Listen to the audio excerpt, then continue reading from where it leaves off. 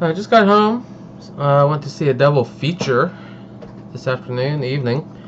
First movie they showed was the original Avengers, which I'm sure you're familiar with. And second movie that I saw that I mainly wanted to see was Avengers Age of Ultron, which I thought was pretty good. It's probably going to take me a day or two to digest it and compare it to what I thought of the original Avengers, but I'll kind of go over that a little bit, some of the things I thought of it.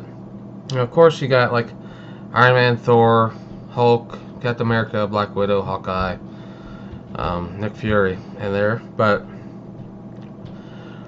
a few of the newer people. Of course you have Ultron, voiced by James Spader, who's an excellent actor. Then you also have Quicksilver, Scarlet Witch. Quicksilver was, of course, in Days of Future Past, but this is a different guy playing it. And the two of them were at the end of Captain America Winter Soldier, maybe? Just as a brief little after credits thing. You also have Vision, played by Paul Bettany, which same guy that does the voice for Jarvis. Falcon's in it. Strucker. Andy Serkis as Ulysses Clow, I think's his name. Which took you to Wakanda and the source of Captain America's shield, the metal, which is vibranium, and Ultron went up looking after that. But I'm not going to get too full into the details because I'm sure you're going to go see it. I'll just kind of try and recap everything. Started out kind of, if you've watched any of the trailers, is that area that looks kind of snowy, foresty, where they're all fighting. And they're kind of trying to wrap up events from kind of previous movies. I mean, it's not set in previous movies, but they're still dealing with Loki's scepter, his little staff there, and trying to tie up any of the members of Hydra that are left in the aliens from the first Avengers movie, Chitauri. But this was, I mean, it was a different movie. The first Avengers, was kind of getting everybody together and built up, as a team. And this one, everybody was already set up together, and it kind of brought them down. I was kind of trying to break them up. Ultron was getting in their head with help from Quicksilver and Scarlet Witch. So it was definitely hard for some of them, like the Hulk really struggled through some of the movie with his power, and by the end they end up becoming, of course, all came together to try and work out the problem. But I mean, Ultron came pretty close. I mean, I shouldn't really go much into detail, but he really had a strong game plan for what he set out to do. Of course, he was a machine with pretty good AI, really advanced AI, and really made it work to get out, better himself. And he kind of took over a program that Tony Stark had with, if you remember Iron Man 3, where he had all of his other suits that could come and help. Tony Stark kind of had something similar in this movie, Iron Legion, I think he called it, and it wasn't so much just a suit that he could jump into, but it was more kind of almost what's his name, the bad guy from Iron Man 2 had going on, where it's just suits, smart suits that Tony had programmed to help fight whatever they needed to be fought.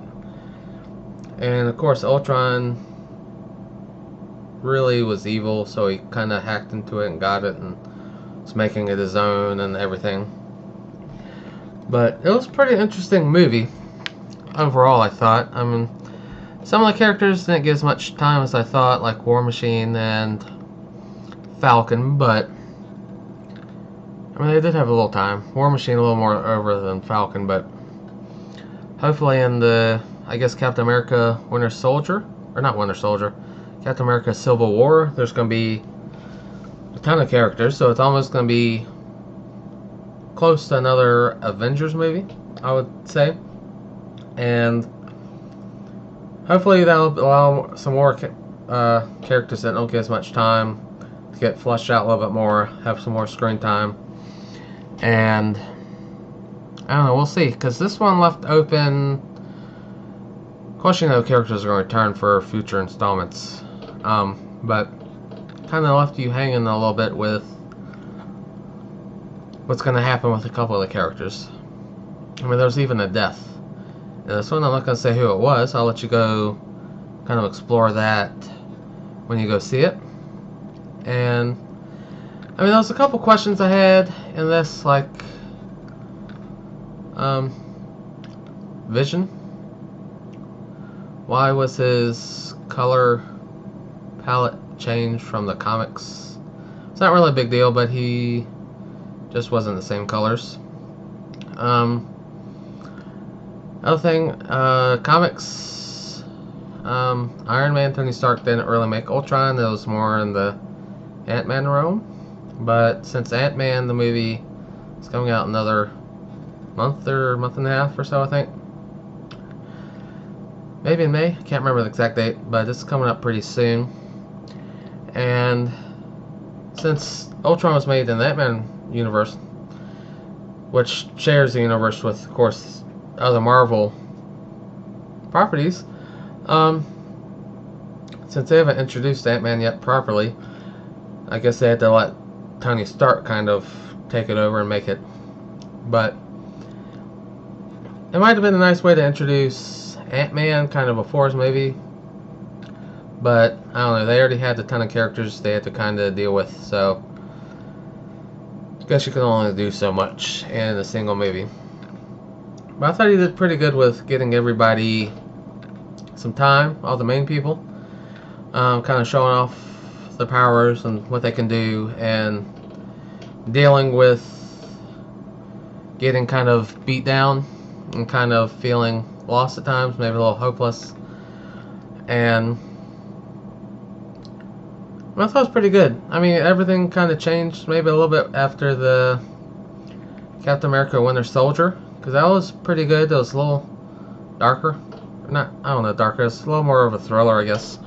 But it'll be interesting to see how they take it further up ongoing, because I don't see how Civil War can be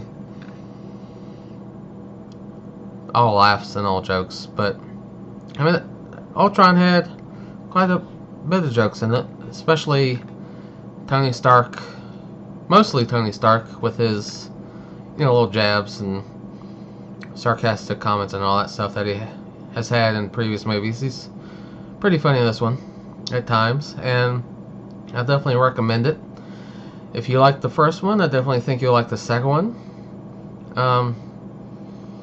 Opens up the world a little bit more. You know, you get the extra characters and sets up stage for maybe a little bit towards the Captain America Civil War movie, but definitely the Avengers, the next set of movies, Infinity Wars Part 1 and 2.